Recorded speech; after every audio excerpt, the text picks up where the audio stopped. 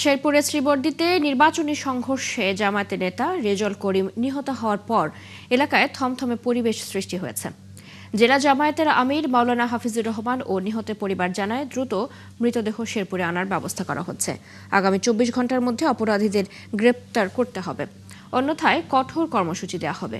বুধবার শেরপুর 3 আসনে নির্বাচনী ইশতেহার অনুষ্ঠানে বসা নিয়ে বিএনপি ও জামায়াতে ইসলামীর কর্মী সমর্থকদের মধ্যে সংঘর্ষ বাধে। এ সময় শ্রীবর্দী উপজেলা জামায়াতের সেক্রেটারি রেজল করিম নিহত হন।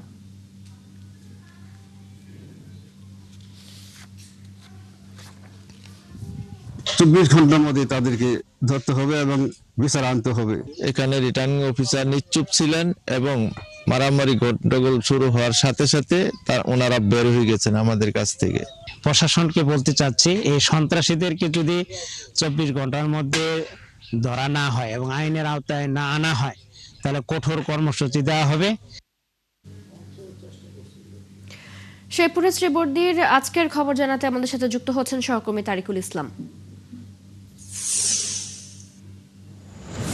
তারিকুল, জামায়াত সেক্রেটারির মৃত্যুকে ঘিরে কি অবস্থা এখন সেখানে, নেতাকর্মীরা কি বলছেন, সব মিলিয়ে জানাবেন।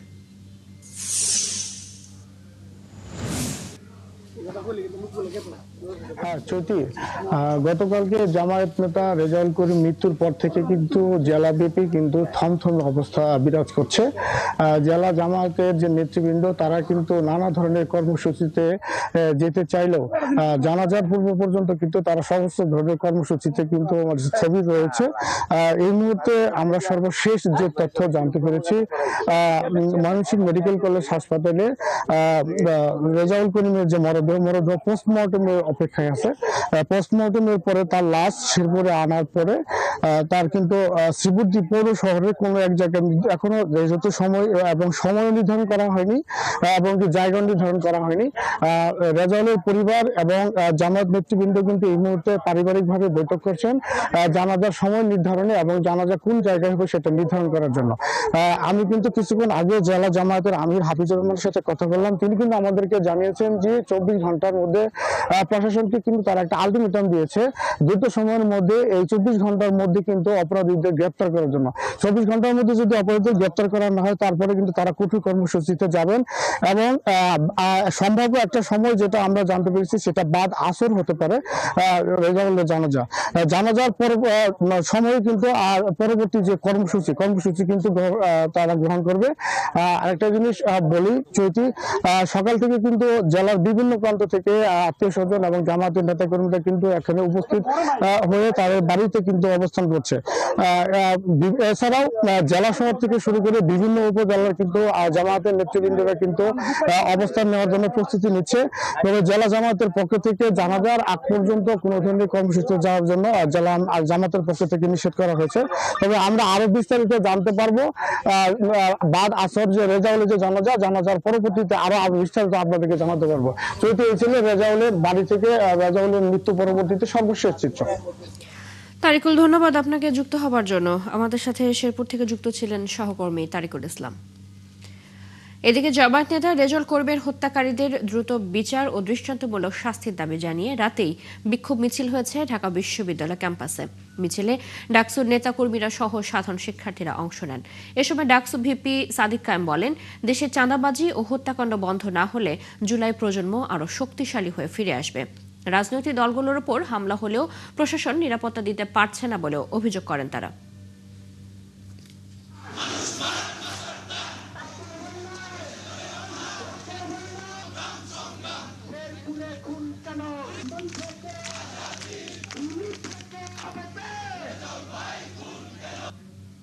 যারা সন্ত্রাসী আছে, যারা দুর্নীতিবাজ আছে, যারা চাঁদাবাজ আছে, যারা বাংলাদেশে সেই মাসল পাওয়ার পলিটিক্স ফিরে নিয়ে আসতে চায়, তাদের বিরুদ্ধে ব্যবস্থা গ্রহণ করতে হবে। আমরা অনুরোধ করব অন্তর্বর্তীকালীন সরকার এবং নির্বাচন কমিশনকে রেজাউল ভাইয়ের হত্যার সাথে যে সমস্ত খুনিরা জড়িত আছে তাদেরকে দ্রুত সময়ের মধ্যে বিচারের আওতায় নিয়ে আসতে হবে এবং এই খুনের মাস্টারমাইন্ড যারা আছে সবাইকে বিচারের আওতায় নিয়ে আসতে হবে। যুক্তরাষ্ট্রভিত্তিক প্রভাবশালী সাময়িকী টাইম ম্যাগাজিন বুধবার তারেক রহমানকে নিয়ে একটি বিশেষ প্রতিবেদন প্রকাশ করেছে। সেখানে তাকে আখ্যা দেওয়া হয়েছে প্রত্যাবর্তনকারী উত্তরাধিকারী হিসেবে। প্রতিবেদনে বলা হয়েছে, দীর্ঘ 17 বছর নির্বাচন শেষে দেশে ফিরে এখন বাংলাদেশের রাজনীতির কেন্দ্রবিন্দুতে তারেক রহমান। টাইমের সাথে একান্ত সাক্ষাৎকারে বিএনপি চেয়ারম্যান বলেন, দেশের মানুষ যে আস্থা রেখেছে সেটাই তার রাজনীতিতে থাকার প্রধান কারণ, তাই দায়িত্ব এড়িয়ে যাওয়ার সুযোগ নেই। 12 ফেব্রুয়ারি জাতীয় নির্বাচনে তারেক রহমানকে এগিয়ে থাকা প্রার্থী হিসেবে প্রতিবেদনে উল্লেখ করা হয়েছে। তাকে নীতিগতভাবে একজন টেকনোক্রেটিক রাজনীতিক হিসেবে তুলে ধরা হয়েছে। তিনি খাল খনন, ব্যাপক বৃক্ষরোপণ, ঢাকায় নতুন সবুজ অঞ্চল তৈরি, বর্জ্য থেকে বিদ্যুৎ উৎপাদন, দক্ষতা উন্নয়ন এবং বেসরকারি খাতের সাথে স্বাস্থ্য খাতে অংশীদারিত্বের পরিকল্পনার কথা বলেছেন। আজ থেকে উত্তরাঞ্চলে নির্বাচনী প্রচার শুরু করছেন বিএনপি চেয়ারম্যান তারেক রহমান। 3 দিনের এই গণসংযোগ শুরু হচ্ছে রাজশাহী দিয়ে। দুপুরে রাজশাহীর ঐতিহাসিক মাদ্রাসা মাঠে নির্বাচনী জনসভায় যোগ দেবেন তিনি। এর মধ্যেই সেখানে জড়ো হতে শুরু করেছেন নেতাকর্মীরা। বিভিন্ন ওয়ার্ড ও থানা থেকে নেতাকর্মীরা মিছিল নিয়ে সমাবেশে যোগ দিতে আসছেন। দীর্ঘ 22 বছর পর রাজশাহী যাচ্ছেন তারেক রহমান। সর্বশেষ 2004 সালে ইউনিয়ন প্রতিনিধি সম্মেলনে যোগ দিতে সেখানে গিয়েছিলেন তিনি। জনসভা মঞ্চ থেকেই 3 জেলার বিএনপির প্রার্থীদের আনুষ্ঠানিকভাবে পরিচয় করিয়ে দেবেন দলের প্রধান।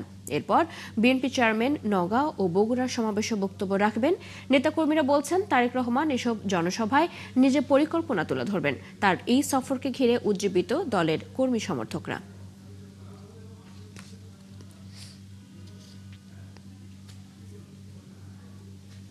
বিশেষ করে আমরা ধানের শীতে ভোট দেবো আর তারেক রহমানকে দেখবো, এই উদ্দেশ্য মনে করে আমরা সকাল সকাল আসছি। আমাদের ভিতরে অনেক উৎসব, ব্যাপক আনন্দ লাগছে যে আমাদের রাজশাহীতে আমাদের প্রিয় নেতা আসছে। 17 বছর পর যে আমাদের নেতা দেশে ফিরেছে, তাকে দেখার আগ্রহে আমরা সবাই পাগল। বিএনপি চেয়ারম্যান তারেক রহমানের রাজশাহী সফরকে ঘিরে উচ্ছ্বসিত নেতাকর্মীরা। অপেক্ষায় আছেন প্রিয় নেতাকে কাছ থেকে দেখার। সফরের বিস্তারিত জানাতে যুক্ত হচ্ছেন আমাদের সহকর্মী ফরহাদ ইবনে মালিক।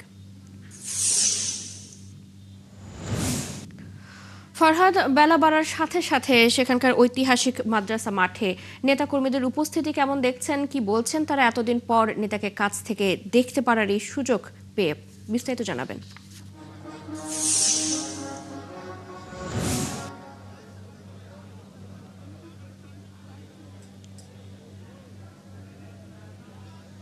সত্যি বেলা তো বেড়েছে, কিন্তু বেলা বাড়ার আগেই কিন্তু সকালেই মানুষ এখানে আসতে শুরু করেছে, জড়ো হতে শুরু করেছে। যেহেতু 22 বছরের একটা অপেক্ষার অবসান ঘটতে চলেছে, তাদের প্রিয় নেতা, তাদের যাকে তারা তাদের বাংলাদেশের আগামী বাংলাদেশের পথ প্রদর্শক হিসেবে মনে করে থাকে, তাদের সেই নেতা অর্থাৎ তারেক রহমান আসছেন, সেই আনন্দ তারা তারেক রহমানের সাথে ভাগাভাগি করতে এই ঐতিহাসিক মাদ্রাসা মাঠে তারা উপস্থিত হয়েছেন। দুপুর 2টোর দিকে শুরু হবার কথা রয়েছে সমাবেশটি, এবং একটা বিষয় জানিয়ে রাখি, এই সমাবেশটি কিন্তু উত্তরবঙ্গে টানা 3 দিনের সমাবেশ চলবে। আজ রাজশাহীতে তিনি দুপুর 2টোয় সমাবেশ করবেন, সেখান থেকে তিনি বিকেলে নওগাঁ যাবেন, নওগাঁ গিয়ে সেখানে আরো একটি সমাবেশে যোগ দেবেন। এরপর তিনি তার নিজের আসর অর্থাৎ নিজের বাড়ি বগুড়াতে যাবেন। বগুড়া থেকে আরেকটি সমাবেশে তিনি অংশ নেবেন এবং সেই সমাবেশ শেষে তিনি সেখানেই রাত্রি যাপন করবেন। এরপর তিনি পরের দিন অর্থাৎ 29 তারিখ তিনি রওনা দেবেন রংপুরের উদ্দেশ্যে, জুলাই আন্দোলনের প্রথম শহীদ আবু সাইদের সমাধি জিয়ারত করতে। সেই জিয়ারত শেষে তিনি রংপুরে একটি সমাবেশ অংশ নেবেন। আবার তিনি বগুড়াতে ফিরে আসবেন এবং বগুড়াতে শুক্রবার দিন তিনি জুমার নামাজ আদায় করবেন, তার ভোটারদের সাথে কিছু জনসংযোগ করবেন, কিছু অনুষ্ঠানে যোগ দিবেন তিনি। এরপর তিনি ফেরার দিন সিরাজগঞ্জে একটি বড় সমাবেশে যোগ দেবেন এবং একেবারে ফেরার পথে ঢাকায় প্রবেশের পথে তিনি সন্ধ্যার দিকে ঢাকা টাঙ্গাইল মহাসড়কের একটি সমাবেশে যোগ দেবেন। অর্থাৎ লম্বা সফর, ক্লান্তিহীন সফর করছেন তারেক রহমান। আর তাকে দেখার জন্য, এক নজর দেখার জন্য ক্লান্তিহীন অপেক্ষা কিন্তু তার সমর্থক যারা রয়েছে, এই বৃহত্তর রাজশাহীর সমর্থক যারা রয়েছে, অর্থাৎ 3টি জেলার আসনের লোকজন আজকে এখানে আসছেন। 13টি আসন, 3 জেলা, রাজশাহী, নাটোর এবং চাঁপাইনবাবগঞ্জ। মোট 13টি আসনের নেতাকর্মীরা এখানে আসছেন এবং তারা তারা বলছেন যে 13টি আসনে তাদের প্রিয় নেতা তারেক রহমানকে তারা উপহার দিতে চান। মহিলা নেত্রীরা যারা আছেন তারাও এসেছেন, পাশাপাশি আবাল বৃদ্ধ বনিতা, বয়োবৃদ্ধ যারা তারাও এসেছেন। আমরা কথা বলেছিলাম কয়েকজনের সাথে, তারা বলছিলেন যে শহীদ প্রেসিডেন্ট জিয়াউর রহমানের অবদান এই রাজশাহীবাসীর জন্য অনেক, কারণ শহীদ প্রেসিডেন্ট জিয়াউর রহমান খাল খননের যে কর্মসূচি শুরু করেছিলেন, এর ফলেই কিন্তু এই রাজশাহী এলাকাতে একটা অভাব অনটনের সময় শেষ হওয়া শুরু হয়। অর্থাৎ তার মাধ্যমে কিন্তু শহীদ প্রেসিডেন্ট জিয়াউর রহমানের খাল খননের ফলেই কিন্তু আসলে এখানে ফসল ফলানোর একটা সুযোগ তৈরি হয়। তো চৈতি সমাবেশটি শুরু হবে দুপুর 2টোতে, কিন্তু এর আগেই কিন্তু সমাবেশে লোকজন উপস্থিত হওয়া শুরু হয়ে গেছে। বলা যায় যে মাদ্রাসা মাঠ কানায় কানায় পরিপূর্ণ হয়ে যাবে তারেক রহমানকে দেখার উদ্দেশ্যে। চৈতি। ফরহাদ, ধন্যবাদ আপনাকে যুক্ত হবার জন্য। আমাদের সাথে রাজশাহী থেকে যুক্ত ছিলেন সহকর্মী ফরহাদ ইবনে মালেক। রাজশাহীর পর নওগাঁ ও বগুড়ায় যাবেন তারেক রহমান। জাতীয় সংসদ নির্বাচনে বিএনপির প্রার্থীদের জয়ী করতে নেতাকর্মীদের দিক নির্দেশনা দেবেন। তার এই সফর ঘিরে উজ্জীবিত নেতাকর্মীরা প্রতিটি সমাবেশ সফল করার ব্যাপক প্রস্তুতি নিয়েছেন। সহকর্মীদের তথ্য ছবিতে প্রতিবেদন। ২০ বছর পর রাজশাহী আসছেন তারেক রহমান, তাই স্মরণকালের লোক সমাগমের মাধ্যমে দলের শীর্ষ নেতার সমাবেশকে বিশাল রূপ দিতে প্রস্তুত বিএনপির নেতাকর্মীরা। রাজশাহীর মাদ্রাসা ময়দানের সমাবেশে ভাষণ দেবেন তারেক রহমান। নির্বাচনী এই সভায় রাজশাহী, নাটোর ও চাঁপাইনবাবগঞ্জের ১৩টি নির্বাচনী এলাকার ধানের শীষের প্রার্থীসহ কয়েক লাখ মানুষ অংশ নেবেন। ভোরের মধ্যেই সমগ্র রাজশাহী মহানগরী এবং সকাল হওয়ার সঙ্গে সঙ্গে এই মাঠ জনসমুদ্রে পরিণত হবে। রাজশাহীতে সমাবেশ শেষ করে তারেক রহমান যাবেন নওগাঁয়, নির্বাচনী জনসভায় বক্তৃতা করবেন। এই সফরকে ঘিরে গোটা জেলায় সৃষ্টি হয়েছে উৎসবের আমেজ। যারা নির্দেশনা ফলো করতাম, মাঠে আন্দোলন সময় অংশগ্রহণ করেছি, তাদের কাছে একটা স্বপ্ন মনে হচ্ছে যে তারেক রহমান নওগাঁতে আসছে। নওগাঁবাসীরা আনন্দের দিন, ঈদের দিন। সফর সফল করতে নেতাকর্মীদের পক্ষ থেকে নেওয়া হয়েছে প্রস্তুতি। শহরের এটিএম মাঠে সমাবেশের জন্য প্রস্তুত হচ্ছে মঞ্চ। এই জনসভায় বিএনপির 6 প্রার্থীদের পরিচয় করে দেওয়ার পাশাপাশি জয়ী করতে নেতাকর্মীদের দিক নির্দেশনা দিবেন তারেক রহমান। 29 তারিখে যে সমাবেশ, ঐতিহাসিক সমাবেশ, আমাদের বিএনপি চেয়ারম্যান তারেক রহমান আগমনের লক্ষ্যে ইনশাআল্লাহ স্বতঃস্ফূর্তভাবে সফল হবে। ধানের শীষের ভোটকে বেগবান করার জন্যই কিন্তু মূলত ওনারা আসেন। নওগাঁর নেতাকর্মীরা, নওগাঁবাসী তেমনি তার অপেক্ষায় তীর্থের কাকের মতো তাকিয়ে রয়েছেন। নওগাঁর জনসভা শেষে নিজের পৈতৃক ভিটা ও নির্বাচনী এলাকা বগুড়ায় যাবেন তারেক রহমান। সেখানেও আলতাফুন্নেসা খেলার মাঠে চলছে মঞ্চ তৈরির কাজ। প্রশাসনের পক্ষ থেকে নিরাপত্তা বাড়ানো হয়েছে। নেতাকর্মীদের পাশাপাশি এলাকার সন্তানের অপেক্ষায় জেলাবাসীও। জনগণ খুব উৎসাহিত তাকে দেখার জন্য এক নজর। মানুষের মধ্যে আবেগ, অনুভূতি এবং উচ্ছ্বাস, আমি বলবো 3টি আছে। নেতাকর্মীরা জানান, এই সফর যেমন বিএনপির নেতাকর্মীদের উজ্জীবিত করবে, তেমনি জোরালো হবে নির্বাচনী প্রচার। তার স্মৃতি বিজড়িত বগুড়ায় আসছেন। বগুড়ার মানুষ ব্যাপক উৎসাহ উদ্দীপনার মধ্য দিয়ে তারা অপেক্ষা করছেন যে কখন তাদের প্রিয় সন্তান বগুড়া আসবেন। বগুড়া সফরে তার নিজের আসনে ভোটারদের সঙ্গে জনসংযোগেরও কথা রয়েছে। এর আগে 2006 সালে বগুড়া এসেছিলেন তারেক রহমান। বনশ্রী হালদার, ৭১। উত্তরের 3 জেলা রাজশাহী, নওগাঁ ও বগুড়ায় যাচ্ছেন বিএনপি চেয়ারম্যান তারেক রহমান। দুপুরে রাজশাহী বিমানবন্দরে অবতরণ করবেন তিনি। বিমানবন্দরে তাকে স্বাগত জানাতে অপেক্ষায় আছেন নেতারা। বিস্তারিত জানাতে আমাদের সাথে এই মুহূর্তে যুক্ত হচ্ছেন সহকর্মী রাশিদুল হক রুশো। রুশো, দলের শীর্ষ নেতার আগমন উপলক্ষে নেতাকর্মীদের উচ্ছ্বাস কেমন দেখছেন জানাবেন।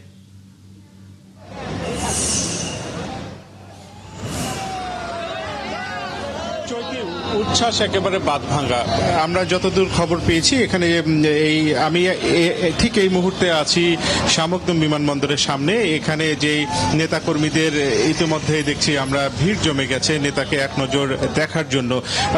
তবে বিমানবন্দরের ভেতরে প্রবেশ করার কোনো সুযোগ নেই। আইন শৃঙ্খলা বাহিনীর সদস্যদের সাথে আমরা কথা বলেছি, তাদের কাছ থেকে আমরা যতদূর জানতে পেরেছি যে আজকে বেলা 12টা 25 মিনিট নাগাদ তারেক রহমানকে বহনকারী যে বিমান সেটি এই শামুকদম বিমানবন্দরে অবতরণ করার কথা রয়েছে। এবং ইতিমধ্যে আমরা যেটি দেখেছি যে তারেক রহমান সবসময় যেই লাল রঙের সবার আগে বাংলাদেশ লেখা বাসটিতে যে চলাচল করেন, সেই বাসটি কিন্তু ইতিমধ্যে এই বিমানবন্দরের ভেতরে প্রবেশ করেছে। এবং এইখানকার নিরাপত্তা খুব আসলে কড়া নিরাপত্তা নেওয়া হয়েছে। পুলিশের বিভিন্ন ইউনিটের সদস্যরা এখানে দায়িত্ব পালন করছেন। এর পাশাপাশি এখানে গোয়েন্দা সংস্থা থেকে শুরু করে প্রশাসনের অন্যান্য যে সমস্ত সংস্থাগুলো আছে তারা কিন্তু এখানে নিরাপত্তার দায়িত্ব একেবারে নিশ্ছিদ্র নিরাপত্তা বলতে যেটি বোঝায় সেই বিমানবন্দরে কিন্তু সেই ধরনের নিরাপত্তা ব্যবস্থা নেওয়া হয়েছে।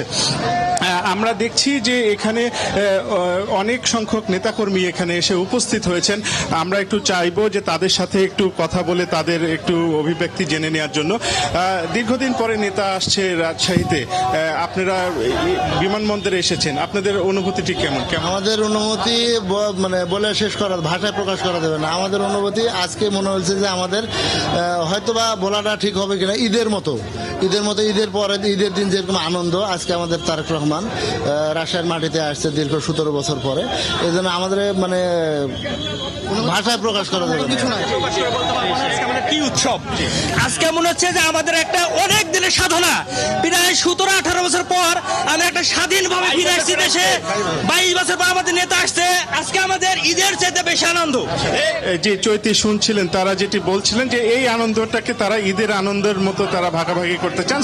স্লোগানে আসলে এই বিমানবন্দরের বাইরের সড়কটি মুখর হয়ে উঠেছে। আমরা দেখছি যে এটি শহরে প্রবেশ করার একটি প্রবেশদ্বারও বটে। তো এখান থেকে আমরা দেখছি ট্রাকে করে কিন্তু ইতোমধ্যেই নেতাকর্মীরা তারা সমাবেশ স্থলে যাবার তারা যাচ্ছেন। এবং এই যে মাদ্রাসা মাসে যে সমাবেশটি, সেই সমাবেশটি কিন্তু একটি ঐতিহাসিক সমাবেশে রূপ দিতে চান নেতাকর্মীরা।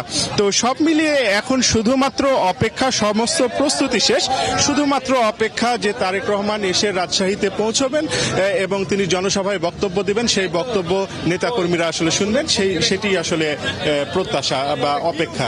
চৈতি, আপনি আছেন সেখানে, নিশ্চয়ই তারেক রহমান বিমানবন্দরে যখন পৌঁছাবেন আমরা আবারও আপনার সাথে যুক্ত হব। ধন্যবাদ। রাজশাহী বিমানবন্দর থেকে যুক্ত ছিলেন সহকর্মী রাশিদুল হক রুশো। নির্বাচনী প্রচারের অংশ হিসেবে ঠাকুরগাঁও 1 আসনের গড়িয়া ইউনিয়ন চণ্ডীপুর বাজারে পথসভায় অংশ নেবেন বিএনপি মহাসচিব মির্জা ফখরুল ইসলাম আলমগীর। সেখানে আছেন আমাদের সহকর্মী সবুজ মাহমুদ, যুক্ত হব তার সাথে। সবুজ, আজ কোথায় কোথায় পথসভা করবেন মির্জা ফখরুল ইসলাম আলমগীর? সাধারণ মানুষের প্রতিক্রিয়া কেমন দেখতে পাচ্ছেন, বিস্তারিত জানাবেন।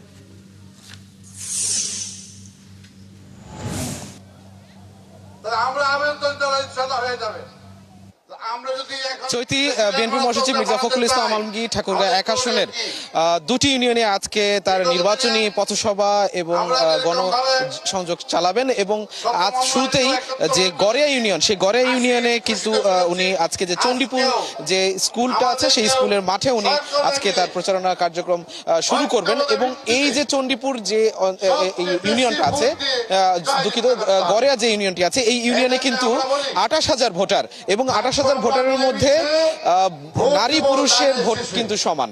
এখানে সমান বলা হচ্ছে নারীদের সংখ্যা কিন্তু 100 ভোটারের সংখ্যা বেশি। এবং এখানে যারা উপস্থিতি আছে তাদেরকেও আমরা দেখতে পাচ্ছি এখানে কিন্তু পুরুষ ভোটারের চেয়ে নারী ভোটারদের উপস্থিতি কিন্তু এই মাঠে সবচেয়ে বেশি। এবং মির্জা ফখরুল ইসলাম আলমগীর তার যে নির্বাচনী পথসভাগুলো করছেন সেখানে কিন্তু তিনি নারী পুরুষদের সমান অধিকার প্রতিষ্ঠার জন্য এবং নারীদের জন্য সমান কর্মসংস্থান ব্যবস্থা করার জন্য কিন্তু উনি প্রতিশ্রুতি দিয়ে দিয়েছেন। এবং উনি বলেছেন যে নারীদের জন্য বিশেষ করে উনি যে বিএনপি চেয়ারম্যান জনাব তারেক রহমানের যে প্রস্তাবিত ফ্যামিলি কার্ড, সেই ফ্যামিলি কার্ডের যে সুযোগ সুবিধা সেগুলো কিন্তু উনি নির্বাচনী পথসভাগুলোতে তিনি প্রচার করছেন। এবং নারীরা সেই ফ্যামিলি কার্ডের প্রতি আশ্বস্ত হয়ে নারীরা তার কিন্তু মির্জা ফখরুল ইসলাম আলমগীরকে ভোট দেওয়ার জন্য কিন্তু মনস্থ করেছেন। এবং এই চণ্ডীপুর থেকে মির্জা ফখরুল ইসলাম আলমগীর পরবর্তীতে মিলনপুর, চাঙ্গিপুকুর এবং মজুরি মিল, শিমুলডাঙ্গি এইসব অঞ্চলে আজকে জনসভা করবেন। এরপর বিকেলে 3টের দিকে বালিয়া ইউনিয়নে তার নির্বাচনী পথসভা আছে সেগুলো চালিয়ে যাবেন। এবং সন্ধ্যা 7:30 নাগাদ পূর্ব নির্ধারিত যে কার্যক্রম, সেই কার্যক্রম অনুযায়ী নির্বাচনী প্রচারণা চালাবেন। এই ছিল ঠাকুরগাঁও 1 আসন থেকে মির্জা ফখরুল ইসলাম আলমগীরের নির্বাচনী প্রচারণার সবশেষ কথা। সবুজ, আপনাকে ধন্যবাদ। আপনি আছেন সেখানে, নিশ্চয়ই মির্জা ফখরুল ইসলাম আলমগীর যখন এসে কথা বলা শুরু করবেন আমরা আবারও আপনার মাধ্যমে যুক্ত হব। আমাদের সাথে ঠাকুরগাঁও থেকে যুক্ত ছিলেন সহকর্মী সবুজ মাহমুদ। আইন অনুযায়ী দ্বৈত নাগরিকদের নির্বাচনে প্রতিদ্বন্দ্বিতা করার বিধান নেই। টিআইবি বলছে এবার এরকম অভিযোগ আসা 24 জনের 22 জনকে সুযোগ দিয়েছে নির্বাচন কমিশন। সাবেক এক ইসি কর্মকর্তার ধারণা আইনের কিছু অস্পষ্টতার সুযোগ নিয়ে থাকতে পারেন তারা। নির্বাচন বিশেষজ্ঞদের অভিমত, এখনই থামাতে হবে দ্বৈত নাগরিকদের, কারণ পরে জয়ী প্রার্থীর বিরুদ্ধে আইন প্রয়োগের উদাহরণ নেই। শাহনাজ শারমিনের রিপোর্ট। একটি সুষ্ঠু নির্বাচনের জন্য আইনের যথাযথ, নিরপেক্ষ, কঠোর প্রয়োগ প্রথম ধাপ। দুর্নীতি বিরোধী সংস্থা টিআইবির তথ্য অনুযায়ী হলফনামায় একাধিক প্রার্থী তাদের বিদেশি নাগরিকত্ব ও সেখানে থাকা সম্পদের তথ্য গোপন করেছেন। এটি নির্বাচনী আইনের সুস্পষ্ট লঙ্ঘন বলে জানান নির্বাচন কমিশনের সাবেক এক কর্মকর্তা। তার মতে, আইনে থাকা অস্পষ্টতার সুযোগ নিয়েছেন কয়েকজন প্রার্থী। কেউ যদি অন্য কোনো দেশের নাগরিকত্ব গ্রহণ করে বা আনুগত্য প্রকাশ করে, তারপরে নিচে আবার বলা আছে যে তবে শর্ত যে সেই নাগরিকত্ব উনি যদি পরিত্যাগ করে আসেন অথবা আনুগত্য প্রত্যাহার করে নেন, তাহলে উনি আবার যোগ্য হবেন। এটা সংবিধানে পরিষ্কার বলা আছে। তার মানে বোঝাই যাচ্ছে যে অন্য কোনো দেশের নাগরিকত্ব নিলে তিনি আমাদের সংসদ সদস্য হতে পারবেন না। নির্বাচন সংস্কার কমিশনের প্রধান বদিউল আলম মজুমদার মনে করেন এখনই ব্যবস্থা নিতে হবে, কারণ গেজেট প্রকাশের পর আর সেই সুযোগ থাকছে না ইসির হাতে। প্রয়োজনে অভিযোগ আসা আসনগুলোতে নির্বাচন স্থগিত করার পক্ষে তিনি। নির্বাচনের পরে এগুলো একমাত্র যখন গেজেট প্রকাশ হয়ে যায় তখন ওগুলো ওই যে ইলেকশন পিটিশন বলে নির্বাচনী বিরোধ, সেই নির্বাচনী বিরোধ হয় মীমাংসা হয় ট্রাইব্যুনালের মাধ্যমে। নির্বাচন কমিশনের আর কোনো ক্ষমতা থাকে না। এই জন্য আমরা সুস্পষ্ট বলেছিলাম তারা এই যে আইনের মধ্যে ঢুকানোর জন্য যাতে নির্বাচনের পরে তারা এগুলো খতিয়ে দেখতে পারে। আইন অনুযায়ী অভিযোগ প্রমাণিত হলে নির্বাচনের পরও এই বিষয়ে ব্যবস্থা নিতে পারে। তবে আইন প্রয়োগে জয়ীদের বিরুদ্ধে ব্যবস্থা নেওয়ার নজির নেই তেমন একটা। এবারও কি সেই ফাঁদে পড়তে যাচ্ছে ইসি? সেই সুযোগ আছে, কমিশন যদি সেটা চায় তাহলে নিতে পারবে।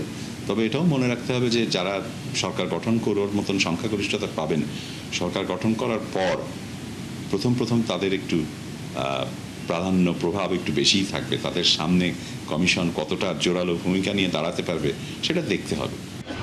নির্বাচন কমিশনের তথ্য বলছে দ্বৈত নাগরিকত্বের অভিযোগ আসা 24 জনের মধ্যে 23 জনের প্রার্থিতাই বহাল রয়েছে। শানা শারমিন, 71, ঢাকা। যমুনা নদী ও ব্রহ্মপুত্র নদ ঘেরা জামালপুর জেলার অর্ধেকের বেশি অংশই চরাঞ্চল। নদী ভাঙ্গন আর নিম্ন আয়ের মানুষের এই জেলায় নারী ও পুরুষ ভোটারের সংখ্যা প্রায় সমান। এখানকার নারীরা এবার ভোট নিয়ে সচেতন। তারা এবার নারীর নিরাপত্তা, স্বাস্থ্যসেবা, কর্মসংস্থান আর নারী শিক্ষায় এগিয়ে আসা প্রার্থীদের নির্বাচিত করতে চান। আনসারি সুমনের তথ্য ছবিতে প্রতিবেদন। আসন্ন নির্বাচন নিয়ে বেশ আগ্রহী জামালপুরের নারী ভোটাররা। বৈষম্যহীন নতুন বাংলাদেশে নিরাপদ আর শান্তিপূর্ণ পরিবেশে নিজের পছন্দের প্রার্থীকে ভোট দিতে চান তারা। নারীরা বলছেন বৈষম্যহীন সমাজ গড়তে যোগ্য নেতৃত্ব প্রয়োজন। তাদের প্রত্যাশা এবারে নির্বাচনের মাধ্যমে গণতান্ত্রিক সরকার আসবে যারা নারী বান্ধব হবে। আমরা তেমন একটা সরকার চাই যে সরকার নারীদের জন্য কর্মসংস্থানের ব্যবস্থা করবে এবং প্রত্যেকটা নারীর জন্য তাদের গ্রাম থেকে এবং শহর থেকে তাদের যোগ্যতা অনুযায়ী এখানে কর্মের সাথে যুক্ত হতে পারে। খেলাধুলা, যে কোনো সংস্কৃতি, শিক্ষা, স্বাস্থ্য সব জায়গায় যেন নারী তার অধিকার পান। নারী ভোটাররা বলছেন পরিবার থেকে কর্ম পরিবেশ সহ সব জায়গায় বৈষম্যের শিকার হন নারীরা। তাই তারা এবার এমন জনপ্রতিনিধি নির্বাচন করতে চান যারা নারীদের অধিকার আদায়ে শুধু প্রতিশ্রুতি নয়, সেগুলো বাস্তবায়নেও কাজ করবে। নারীরা বিভিন্ন চাকরি ক্ষেত্রে গেলেও বৈষম্যের সৃষ্টি হয়, আইনগত ক্ষেত্রেও সেটা বিচারের ক্ষেত্রে দেখা যায় বৈষম্যের শিকার হয়ে থাকে। আমরা এমন ভবিষ্যতে এমন প্রতিনিধি চাচ্ছি যেন এই বৈষম্যগুলো দূর হয়। আর নারী উদ্যোক্তাদের অভিযোগ, এই জেলায় সরকারি উদ্যোগে এমন কোনো শিল্প কারখানা গড়ে ওঠেনি যার মাধ্যমে ঐতিহ্যবাহী শিল্পকে টিকিয়ে রাখা যাবে। যে ক্ষমতা আসে আমাদের অনেক আশা দিয়েছে, অনেক প্রতিশ্রুতি দিয়েছে, কিন্তু আমরা সেভাবে আগাতে পারিনি। এটা আসলে বৃহৎ পর্যায়ে মানে আমাদের শিল্প নিয়ে কাজ করতে গেলে আমাদের আসলে সরকারি সাহায্য সহযোগিতার অনেক দরকার। 7 উপজেলা নিয়ে গঠিত জামালপুরের 5টি সংসদীয় আসনে এবার মোট ভোটার 21,35,098 জন। এর মধ্যে নারী ভোটার আছেন 10,66,881 জন। মনিরা কাজুরি, 71। আগামী জাতীয় সংসদ নির্বাচনকে অবাধ, সুষ্ঠু ও নিরপেক্ষভাবে আয়োজনের লক্ষ্যে ও নির্বাচনকালীন সার্বিক নিরাপত্তা জোরদারে সিলেট অঞ্চলে বিভিন্ন ধরনের নিরাপত্তা মহড়া পরিচালনা করছে বিজিবি। বাস্তব পরিস্থিতির আলোকে সাজানো এসব মহড়ায় বিজিবি সদস্যরা কি করছেন সে ব্যাপারে বিস্তারিত জানাতে সিলেট থেকে আমাদের সাথে যুক্ত হচ্ছেন সহকর্মী হুসাইন সুজাদ। সোজাদ জানাবেন বিজিবি সদস্যরা কি ধরনের মহড়া করছে এবং একই সাথে নির্বাচনে এই মহড়া কতটুকু ভূমিকা রাখবে, বিস্তারিত জানাবেন।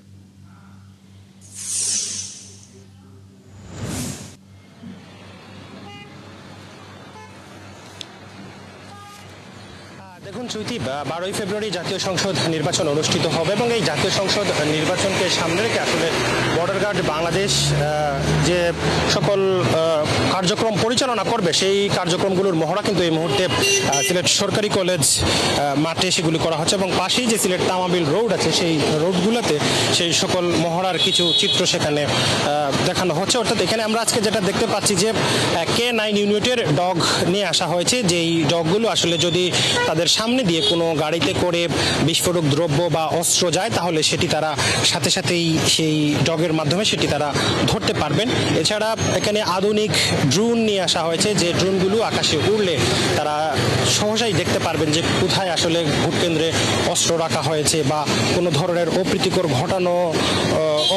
ঘটনা ঘটানোর চেষ্টা করা হচ্ছে কিনা, এবং কোনোভাবেই যদি ভোট কেন্দ্রের পাশে অন্যায়ভাবে কেউ গণজমায়েত করতে থাকে সেটি কিন্তু তারা ধরতে পারবেন। পাশাপাশি আমরা আজকে দেখেছি যে বিজিবির অনেক সদস্য সিলেট তামাবিল যে মহাসড়ক আছে সেই মহাসড়কের পাশে বিভিন্ন গাড়িতে তারা চেক করেছেন, যেভাবে আসলে ভোটের দিন, ভোটের আগের দিন বা ভোটের পরের দিনও যেভাবে পরীক্ষা নিরীক্ষা করা যায়। তো কিছুক্ষণ আগে BGB Sylhet sector commander colonel Salauddin একটি সংবাদ সম্মেলন করেছেন এবং তিনি সেখানে বলেছেন যে পুরো সরাইল রিজিয়নে তাদের 6000-এরও বেশি বিজিবি জওয়ানরা নির্বাচনের সময় নিরাপত্তা দিবেন এবং কোনোভাবেই নির্বাচনকে বানচাল করতে দেওয়া হবে না, এবং যে কোনো ব্যক্তি বা যে কোনো দল বা যে কোনো অপ্রীতিকর ঘটনাকারী যদি নির্বাচন বানচাল করে দিতে চায় তাহলে সেগুলো রুখে দিতে বিজিবি জওয়ানরা তাদের শেষ প্রাণটুকু বিলিয়ে দিতে তারা দ্বিধাবোধ করবে না। তো আগামী জাতীয় সংসদ নির্বাচনকে সামনে রেখে সিলেট সেক্টরের যে কয়েকটি কেন্দ্র আছে, বিশেষ করে সিলেট,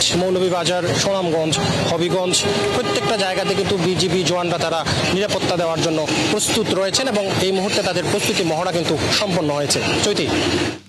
সোজাদ, ধন্যবাদ আপনাকে আমাদের সাথে যুক্ত হওয়ার জন্য। দর্শক, সিলেট থেকে যুক্ত ছিলেন সহকর্মী হোসেন সোজাদ। চলছে সংবাদ সংযোগ, সরাসরি সংবাদ এবং অনুষ্ঠান দেখতে চোখ রাখুন ৭১-এর ফেসবুক পেজে, সাবস্ক্রাইব করুন ৭১-এর ইউটিউব চ্যানেল ৭১-এর সাথে।